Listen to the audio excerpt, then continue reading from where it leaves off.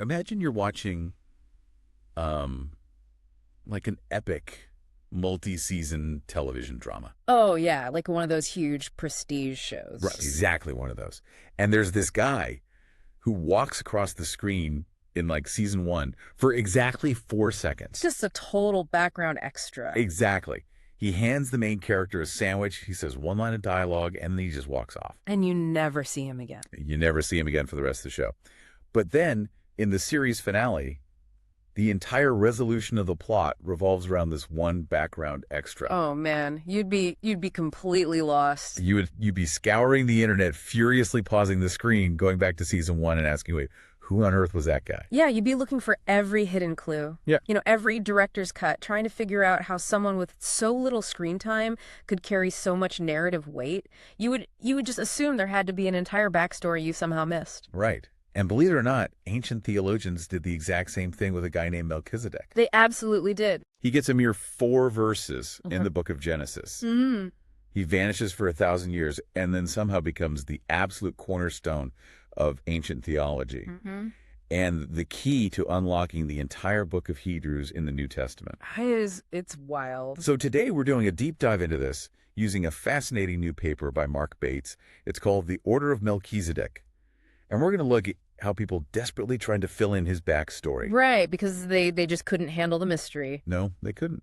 We are going to explore how ancient writers furiously projected their own ideas onto this mysterious figure and then contrast those wild theories with the brilliant, entirely different argument that's actually made in Hebrews. Yeah, it really is a remarkable textual phenomenon. Okay, let's unpack this. We should probably start with those 4 seconds of screen time, right? Yes, to understand why people obsessed over him, we have to look at the raw data. The Genesis 14 account. Right. So in Genesis 14, Abram has just won a major regional war. He's coming back with all the spoils. Yeah, he's got all this loot. He's exhausted. And out of nowhere, he is met by this figure, Melchizedek. Just totally out of the blue. Totally out of the blue. And the text tells us 2 things about his title. He is the king of Salem, which is likely ancient Jerusalem. Okay. And he is a priest of Elyon, so God Most High. God Most High, right. So he brings out bread and wine, he blesses Abram, and in response, Abram gives him 1/10 of all his spoils of war. A tithe. 1/10, yes, a tithe. And then, well, the narrator just moves on. He just vanishes. He vanishes from the text. There's nothing else. Poof, gone without a trace. And then nearly a millennium later, King David drops a massive bombshell in Psalm 110. Yeah, just completely out of left field. It's a divine oath where God says to the Davidic king, you are priest forever according to the order of Melchizedek. Which is an incredible anomaly for that culture. Because of the lineage issue, right? Exactly. In the ancient Near East, and certainly within the biblical world, priestly lineage was everything. It was your whole identity. It was your resume, your ID card, and your legal right to serve in a temple. You had to prove exactly who your father and your grandfather were. But the Genesis narrator gives Melchizedek 0 backstory. Right there is this deafening intentional silence. There's absolutely no mention of who his parents were when he was born, when he died, or who succeeded him. And because nature abhors a vacuum, ancient theologians absolutely abhorred narrative silence. They hated it. If the text left out Melchizedek's backstory, the writers of the Second Temple period, they were going to rush in and fill that void themselves. Yeah, they couldn't leave well enough alone. So Bates' paper shows how those 4 verses essentially became a theological Rorschach test. Yeah. Every different sect or group looked at Melchizedek's silence and saw their own specific obsessions reflected back at them. Yeah, Bates outlines 4 distinct trajectories from that period. And examining them, it really shows just how much anxiety that silence caused. So let's go through them. We can start with the community at Qumran. Okay, the Dead Sea Scrolls guy. Right, the apocalyptic desert sect. In a text known as 11Q Melchizedek, they take what we might call the celestial superhero view. Celestial superhero. Yeah, they were a group living in strict isolation, and they were expecting a massive cosmic war between light and darkness. Right, very, very intense worldview. Very intense. So when they looked at Melchizedek, they didn't see a historical human king. They saw a heavenly deliverer. They went full cinematic universe with him. They absolutely did. They tied him to the Jewish concept of the Jubilee. Okay, remind us what the Jubilee is. So in the Hebrew Bible, the Jubilee was supposed to happen every 50 years. It was an economic reset where debts were forgiven and slaves were freed. The clean slate. Exactly. The Qumran community took that economic concept and made it cosmic. Oh, wow. They believed in an ultimate eschatological Jubilee, a final day of atonement where all sins would be forgiven and the world would be set right. And they put Melchizedek at the center of that. Yes, they decided Melchizedek was the divine judge who would execute this cosmic reset. Wait, really? Yeah, they even applied Psalm 82 to him. That's a psalm about God judging in the divine council. So they called him a god. They elevated Melchizedek to the status of a divine being who leads the heavenly host to defeat Belial, the embodiment of evil and darkness. That is quite the promotion for a guy with 4 verses. It really is. So the Qumran community turns him into an angelic warrior judge. But if we travel over to Alexandria in Egypt, to the Jewish philosopher Philo, we see a completely different attempt to solve the mystery. Right, completely different. Philo takes a deeply philosophical approach. Because he's in that Greek context. Yeah, he was living in a cosmopolitan world where Greek philosophy was highly revered. Right. So he allegorizes Melchizedek to fit perfectly into a Platonic framework. Okay, so what does that look like? Well, for Philo, the historical details barely mattered. He saw Melchizedek as the embodiment of the Logos. The divine reason. Right, the ordering principle of the universe. Philo looked at the elements of Genesis 14, like the bread and wine, and he turned them into metaphors. So not actual literal snack. No, not literal wine.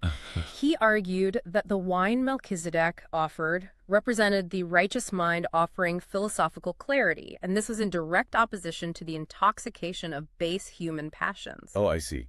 That is a very elegant reading. It is beautiful. It's a deeply Hellenistic reading, but as Bates points out, it completely unmoors Melchizedek from the historical narrative. It turns him into a floating concept. Exactly, a floating concept. And then to swing the pendulum in the total opposite direction, we have the historian Josephus. Right, Josephus. He was writing for a Roman audience and took a deeply pragmatic, historicizing view. He strips away all the angelic mysticism of Qumran and all the Platonic philosophy of Philo. He just wants the facts. Yeah, Josephus basically says, look, Melchizedek was simply a historical Canaanite king. He happened to be the first to serve as a priest to God, and he was the guy who built the first temple in Jerusalem. He just wants to ground him in respectable antiquity. Exactly. Give him a solid historical footing. But the fourth view, I think, is perhaps the most revealing. Oh, definitely. Because of the sheer psychological anxiety behind it. Right. We see this in the Rabbinic tradition, specifically in texts like the Babylonian Talmud. We can call this the domestication view. The domestication view. Yeah, that's a good way to put it. The rabbis were deeply uncomfortable with the raw narrative of Genesis 14. Because in an honor and shame culture, the optics of that story are terrifying for them. Terrifying. You have Abraham, the father of the Israelite nation, submitting to a blessing from a total outsider. Right. And worse, Abraham gives him 1/10 of his wealth. Yeah, that inherently implies the non-Israelite priest is spiritually superior to Abraham. And that dynamic is exactly what caused the panic. It absolutely is. Yeah. The established theological rule is that the lesser is always blessed by the greater. Okay. So if the father of your nation is submitting to a local Canaanite priest, your entire claim to spiritual supremacy is threatened. You can't have that. No, identifying him as just some random ancient king wasn't going to cut it. It was theological damage control. So what did they do? Well, the rabbis claimed that Melchizedek was actually Shem, the son of Noah. Which is such a clever loophole. It really is. Because if you trace the biblical genealogies, Shem lived so long that his lifespan would have technically overlapped with Abraham's. Right. So by making him Shem, they pull this mysterious outsider safely into the family tree. It neutralizes the threat completely. Yeah. By anchoring his priesthood within Israel's ancestral bloodline, they eliminate the scandal of a superior foreign priest. He domesticated him. Exactly. And the rabbis went even further. Oh, really? Yeah, they argued that because Melchizedek blessed Abraham before he blessed God in the Genesis text, God actually revoked the priesthood from Melchizedek and transferred it directly to Abraham. Wow, that is a fascinating defensive maneuver to protect their theological boundaries. It really shows how desperate they were to solve the problem of Melchizedek. Which brings us to the core mystery of the book of Hebrews. Right? We have an angelic superhero, a philosophical ideal, a Canaanite builder, and Noah's son. Quite the lineup. Yeah.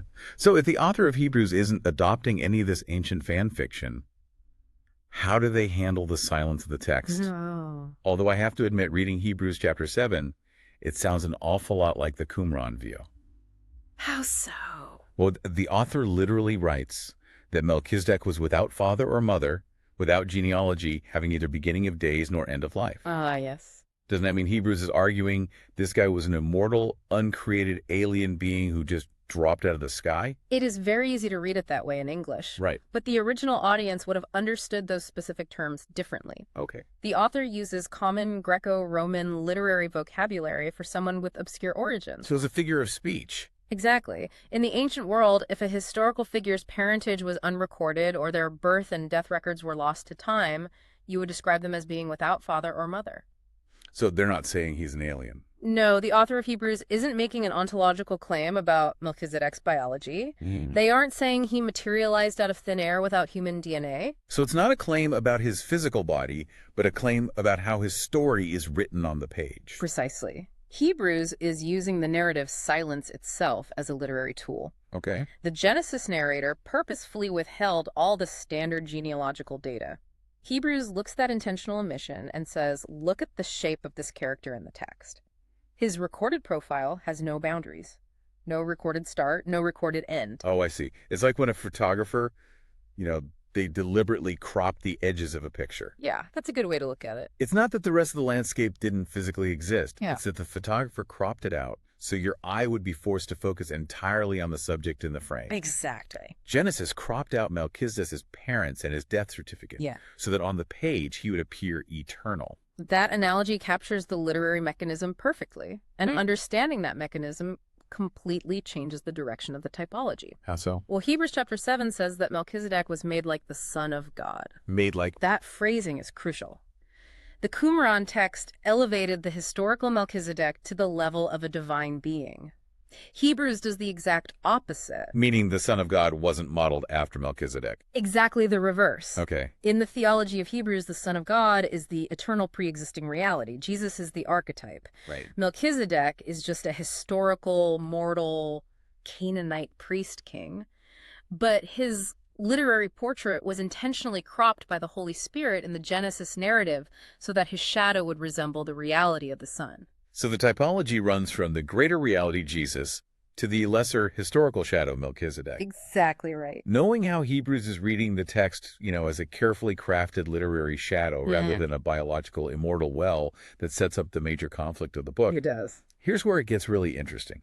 The author of Hebrews is trying to prove to a Jewish audience that Jesus' new priesthood is vastly superior to the traditional Levitical priesthood. Right. But up until this point, the descendants of Levi had a total God-given monopoly on temple service. They were the only ones allowed to do it. So how does Hebrews prove this new order outranks the old one? The author flexes an incredible piece of ancient logic involving corporate solidarity. Corporate solidarity. They go right back to the tension that terrified the rabbis, the tithe. Ah, yes, the tithe. The argument points out that Abraham paid a tenth of his spoils to Melchizedek, but Levi, the great-grandson of Abraham and the eventual founder of Israel's priestly class, he was not yet born. Right. The text says Levi was still in the loins of his ancestor. Wait, so because Levi is technically Abraham's descendant, the author is arguing that Levi is essentially inside Abraham's wallet when the tithe is paid. That is the concept of corporate solidarity in a nutshell. Right. The ancestor contains the descendants. Because Abraham submitted and paid the tithe, Levi effectively paid tithes to Melchizedek through his great-grandfather. Through Abraham? Yes. Therefore, the lesser pays the greater. If the founder of the Levitical priesthood is paying a tithe to the order of Melchizedek, then Melchizedek's order mathematically and historically outranks Aaron's entire system. That is a staggering way to bypass the Levitical monopoly. That's brilliant. But the author doesn't just stop at the hierarchy, right? They go after the actual functionality of the two priesthoods. They do. They contrast the qualifications for holding the office. The Levitical order was based on what Hebrews calls a law of physical requirement. Meaning you had to have the right tribal DNA. Exactly. You had to physically descend from Aaron. But that system had a glaring operational flaw. Which was? The priests were mortal. A high priest would make sacrifices for the people, and then he would die. Right. The community would have to replace him. It was an endless conveyor belt of mortality. That sounds exhausting. It was. It meant the mediation between God and humanity was constantly interrupted by death. But Jesus' priesthood isn't based on genetic inheritance. No, it is based on the divine oath from Psalm 110. And as Hebrews states, the power of an indestructible life. An indestructible life. Yes, because Jesus defeated death in the resurrection. His priesthood is permanent. He never dies, which means he never vacates the office. He always lives to make intercession for the people, providing uninterrupted mediation. Precisely. Okay. But if this new Melchizedekian priesthood completely outranks and replaces the old one, it creates a massive theological tension. Oh, here. Was the whole Mount Sinai experience, the Old Testament law and the Levitical priesthood, just a failed experiment? Yeah, people definitely wonder that. Did God make a mistake? Hebrews anticipates that exact anxiety. The author introduces the Greek concept of metathesis, which means a fundamental change or transition. Okay. Hebrews 7:12 argues that when the priesthood is changed, there must of necessity be a change of the law as well. Historically, many have misread this to mean God tore up the Old Testament in frustration because it was a bad draft. Right, like you just threw it in the trash. Exactly. But that ignores how building actually works.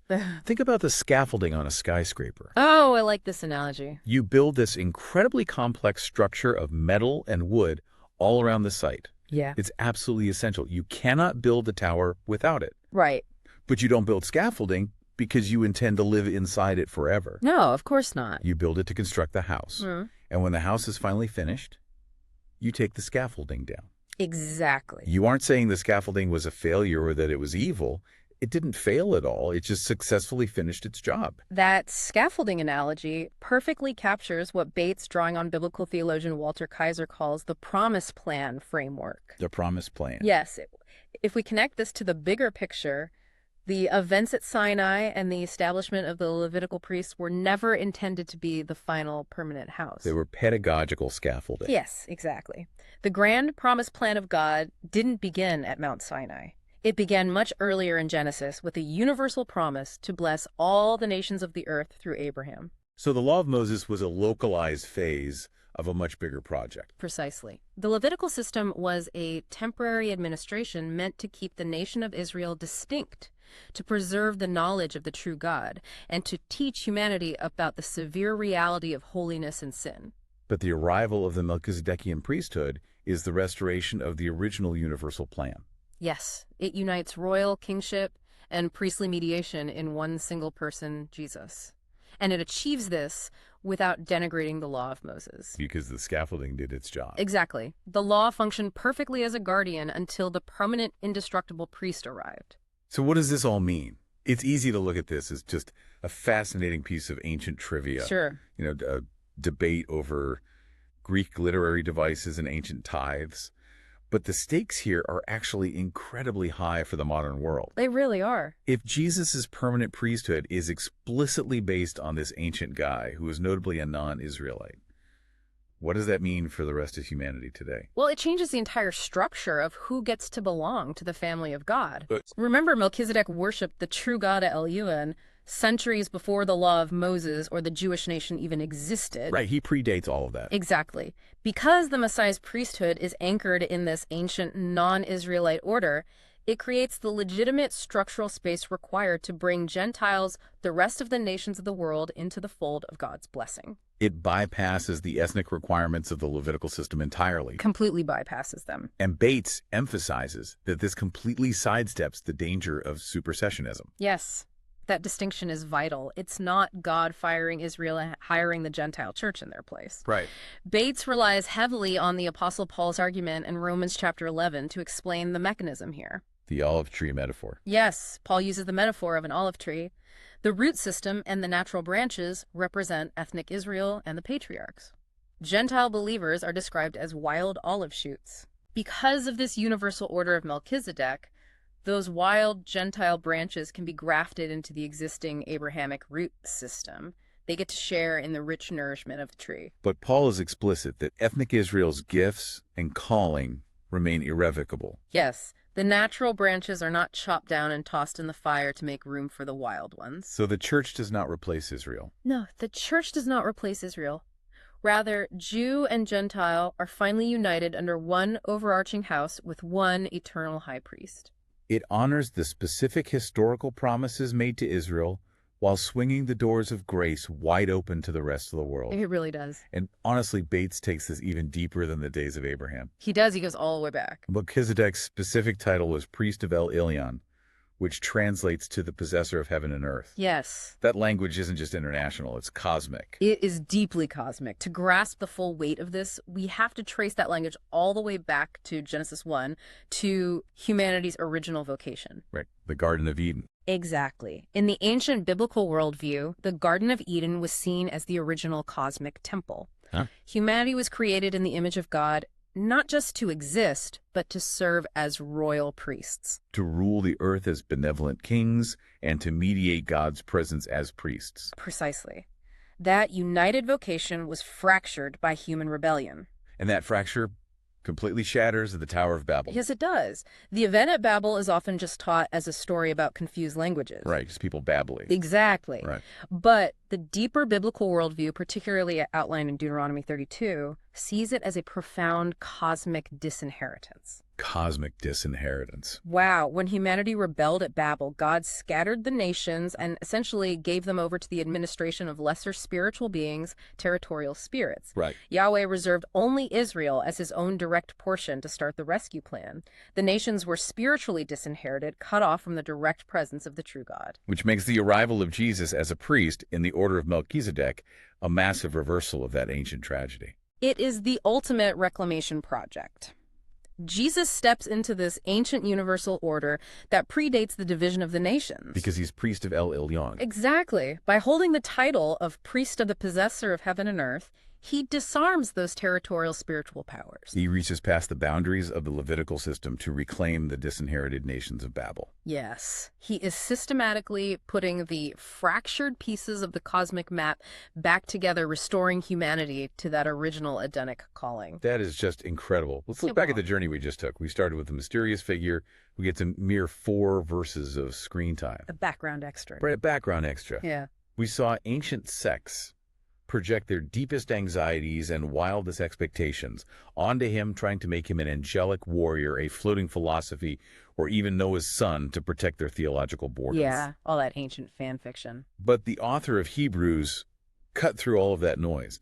They masterfully used the absolute silence of the text to reveal a superior permanent priesthood, an order that doesn't rely on tribal DNA or an endless conveyor belt of mortal priests, but one based on an indestructible life that fulfills the grand promise plan of God. Removing the scaffolding once the true house was built. Exactly. Yeah. This raises an important question, though.